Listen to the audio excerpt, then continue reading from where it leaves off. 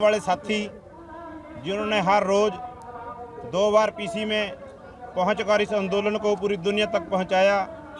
हम संयुक्त किसान मोर्चा नॉन पॉलिटिकल और किसान मजदूर मोर्चा की तरफ से सभी साथियों का धन्यवाद भी करते हैं और बताना भी चाहते हैं कि हमारा जो आंदोलन है दोनों बॉर्डरों के ऊपर पूरी मजबूती के साथ डटा हुआ है और बढ़ रहा है दिन प्रतिदिन, और लोगों का समर्थन भारी संख्या के अंदर मिल रहा है।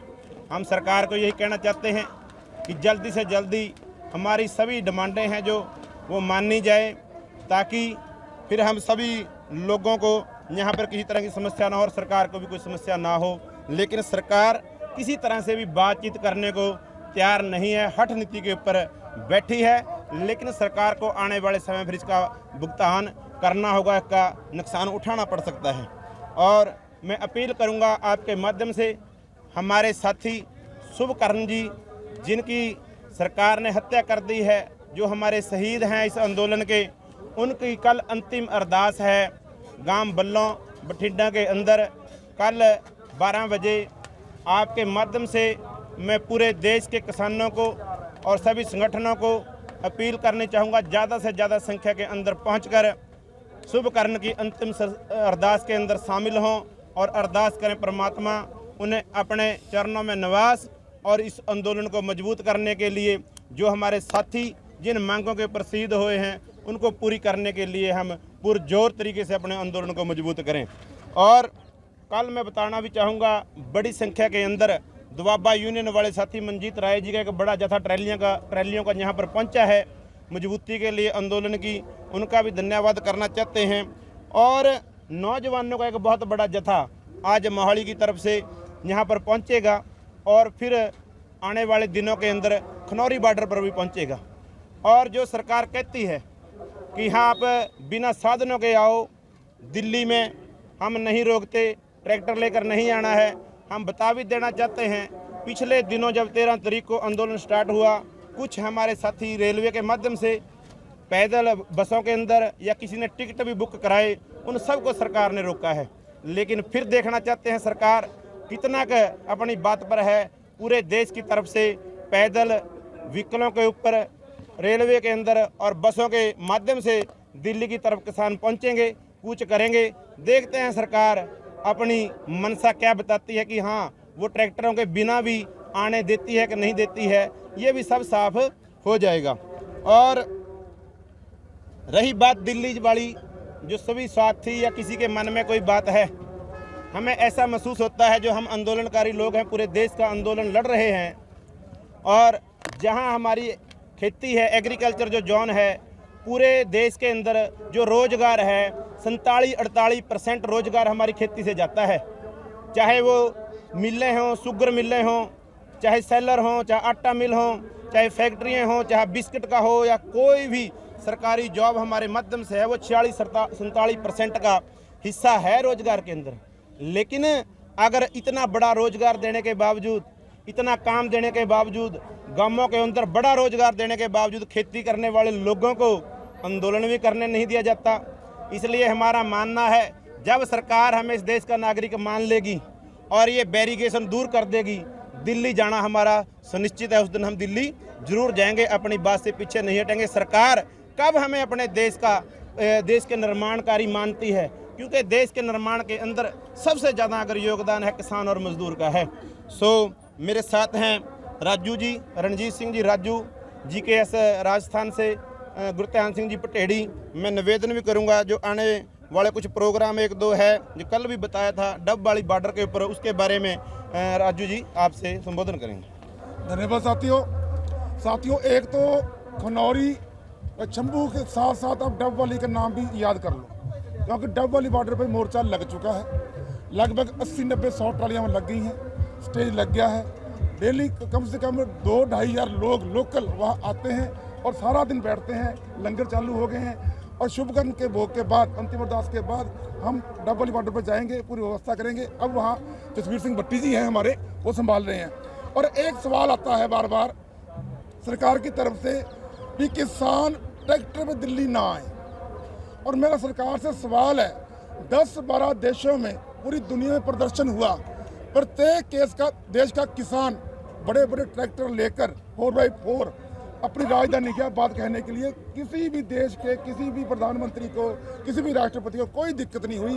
फिर जो हमारा भारत देश मदर ऑफ डेमोक्रेसी है, दुनिया का सबसे बड़ा लोकतंत्र है, उनको हमारे ट्रैक्टर जो किसान का पुत्र है, वो ट्रैक्टर जिसका देवीलाल ने टैक्स माफ किया था, वो ट्रैक्टर जिससे हम फसल पैदा करते हैं, जो देश का पेट भरता है, उस ट्रैक्टर से इतनी एलर्जी क्यों है?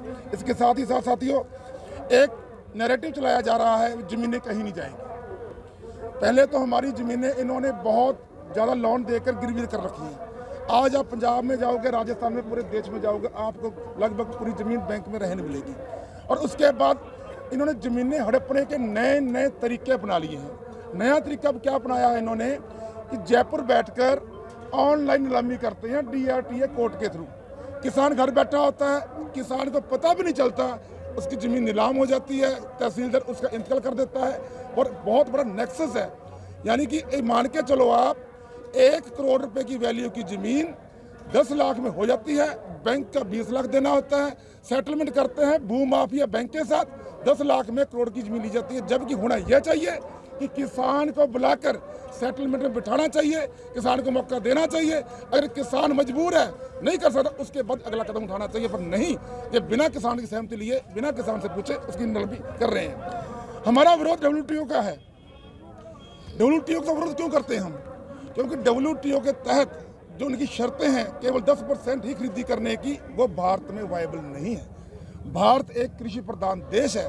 चौधरी चरण सिंह जी कहते थे, भारत की तरक्की का रास्ता गांव में से होकर जाता है।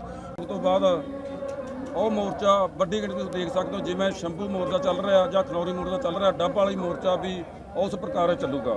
ਬਾਕੀ ਚੌਥੀ ਗੱਲ, ਜਿਹੜਾ ਸਾਡਾ ਦਿੱਲੀ ਕੂਚ ਦਾ ਪ੍ਰੋਗਰਾਮ ਤਾਂ ਉਹ ਉਵੇਂ ਦਾ ਉਵੇਂ ਹੈਗਾ ਆ, ਪਰ ਸਰਕਾਰ ਸਾਨੂੰ ਸ਼ਾਂਤਮਈ ਤਰੀਕੇ ਕਦ ਜਾਂਦੀ ਆ, ਉਸ ਟਾਈਮ ਜਾਵਾਂਗੇ। ਕਿਉਂਕਿ ਸਰਕਾਰ ਜਿਹੜੇ ਹਾਲਾਤਾਂ ਦੇ ਵਿੱਚ ਬਾਰਡਰਾਂ ਵਾਲਾ ਹਾਲਾਤ ਨੇ, ਇੱਕ ਪਾਸੇ ਫੌਜ ਲਾ ਰੱਖੀ ਆ, ਗੋਲਾ ਬੰਬਬਾਰੀ ਚੱਲ ਰਹੀ ਆ, ਅਥਰੂ ਦੇ ਗੈਸ ਚੱਲ ਰਹੇ, ਸਿੱਧੀਆਂ ਗੋਲੀਆਂ ਮਾਰੇ ਜਾ ਰਹੀਆਂ ਨੇ, ਸਾਡੇ ਬੱਚੇ ਨਹੀਂ ਮਰਾਣੇ। ਹਾਂ ਦੇਖੋ, ਪੰਜਾਬ ਇੱਕ ਭਾਰਤ ਦਾ ਇੱਕ ਸੂਬਾ ਆ, ਦਿੱਲੀ ਸਾਡੀ ਰਾਜਧਾਨੀ ਆ, ਸਾਡੇ ਜਿਹੜੇ 10 ਮੰਗਾਂ ਨੇ ਪੂਰੇ ਭਾਰਤ ਦਾ ਅੰਦੋਲਨ ਆ, ਅਸੀਂ ਉਹ ਮੰਗਾਂ ਮਨਵਾਉਣ ਵਾਸਤੇ ਦਿੱਲੀ ਜਾ ਰਹੇ ਹਾਂ। ਪਰ ਜਿਹੜਾ ਸਰਕਾਰ ਦੀ ਹੱਥੋਂ ਕੰਡਾ ਅਪਣਾ ਰਹੀ ਆ ਵੀ ਇਹਨਾਂ ਨੂੰ ਦਿੱਲੀ ਨਹੀਂ ਜਾਣ ਦਿਆ ਜਾ ਰਿਹਾ, ਰੋਕਿਆ ਜਾ ਰਿਹਾ, ਅਸੀਂ ਸ਼ਾਂਤਮਈ ਤਰੀਕੇ ਨਾਲ ਅੰਦੋਲਨ ਇੱਥੇ ਕਰਾਂਗੇ। ਜਦ ਸਾਨੂੰ ਸਰਕਾਰ ਜਾਣ ਦਊਗੀ, ਉਸ ਟਾਈਮ ਅਸੀਂ ਦਿੱਲੀ ਵੱਲ ਕੂਚ ਕਰਾਂਗੇ। मतलब दो ਕਿ ਟਰਾਲੀਆਂ ਹੋਰ ਆ ਰਹੀਆਂ ਨੇ, ਇਕੱਠੀ ਹੋ ਰਹੀਆਂ ਨੇ, ਹਨਾ। SKM ਪੋਲੀਟੀਕਲ ਦੀ ਜੇ ਗੱਲ ਕਰ ਲਈਏ, ਕੋਈ ਮੀਟਿੰਗਾਂ ਚੱਲ ਰਹੀਆਂ, ਕਿਉਂਕਿ ਉਹ ਕਹਿੰਦੇ ਸੀ ਕਮੇਟੀ ਬਣਾਈ ਹੈ, ਅਸੀਂ ਕਮੇਟੀ ਨਾਲ ਅਸੀਂ ਜਿਹੜੇ ਉਹ ਬਾਕੀ ਆਗੂ ਨਾਲ ਗੱਲ ਕਰਾਂਗੇ, ਦਲੇਵਾਲ ਜੀ ਨਾਲ ਜਾਂ ਭਦੇਰ ਸਾਹਿਬ ਨਾਲ। ਹੁਣ ਜਾਣਕਾਰੀ ਤੁਹਾਡੇ ਹੀ ਸੂਤਰ ਦੱਸ ਰਹੇ ਨੇ ਕਿ ਭਦੇਰ ਸਾਹਿਬ ਦੀ ਅਨऑफिशियल मीटिंग भी हुई है राज्यपाल जी ਨਾਲ, ਉਸ ਤੋਂ ਕੋਈ ਜਾਣਕਾਰੀ ਹੈਗੀ? नहीं, राज्यपाल वाली मीटिंग के साथ कोई जानकारी नहीं है, लेकिन SKM की तरफ से एक लेटर आया है, उसके ऊपर समीक्षा की जाएगी और कल शुभकर्ण जी के अंतिम अरदास के बाद उसके ऊपर बातचीत भी होगी और बैठक भी हो सकती है।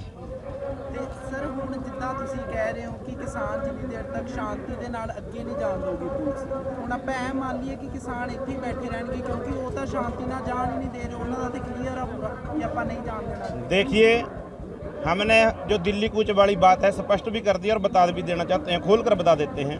सरकार कहती है कि आप पैदल जाएं, वो भी अलग अलग स्टेटों से लोग जाएंगे, देखते हैं सरकार जाने देती है कि नहीं देती है। हमने पहले भी कहा है, आज सरकार ने फोर्स लगा दी है। आपके सामने हमारे साथियों को शहीद किया गया है, आपके सामने हमारे साथियों के ऊपर गोलीबारी हुई है, काफ़ी लोग, इसमें 400 के आसपास लोगों को घायल कर दिया गया है। लेकिन हम इस देश के वासी हैं या नहीं हैं, ये सरकार बताए कि आप दिल्ली जा सकते हैं, नहीं जा सकते, आपको अधिकार है नहीं है।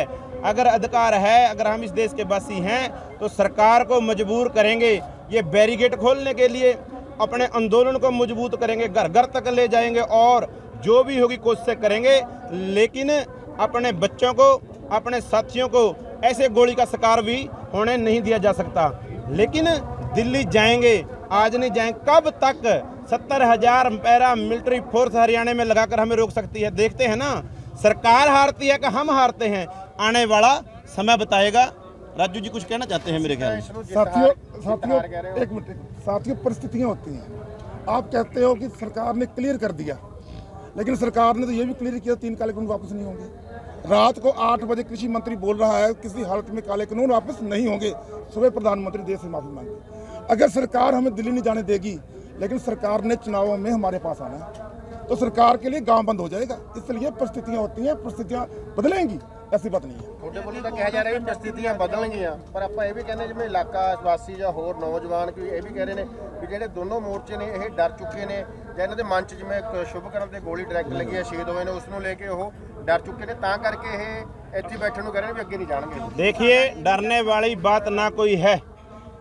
उस दिन भी मैंने बोला था, मैं आज भी बोल रहा हूँ, किसी भी किसान साथी से पूछ लें कि आप डर रहे हैं जाने से, लेकिन मोर्चे के और इस आंदोलन के लीडर साहबानों की जिम्मेदारी बनती है, जो बच्चे जो लोग आंदोलन के अंदर शामिल हुए हैं उनकी कहाँ तक उनको लड़वाना है, कहाँ तक जाना है। ऐसे नहीं है आग में झोंक दिया जाए, सामने आपके सामने है, लोगों ने आगे बढ़े, लेकिन ऐसे तो गोलियों का शिकार नहीं करवाया जा सकता। हाँ, हम अपने आंदोलन को मजबूत कर रहे हैं, और जब तक मजबूत करेंगे, जब तक सरकार हमें दिल्ली जाने के लिए मजबूर ना हो, रास्ते ना खुले, ये आपके सामने होगा। पहले भी बहुत बार हमने आंदोलन किए हैं, सरकार को हमेशा झुकना पड़ा है, पब्लिक और आंदोलन हमेशा जीतते हैं।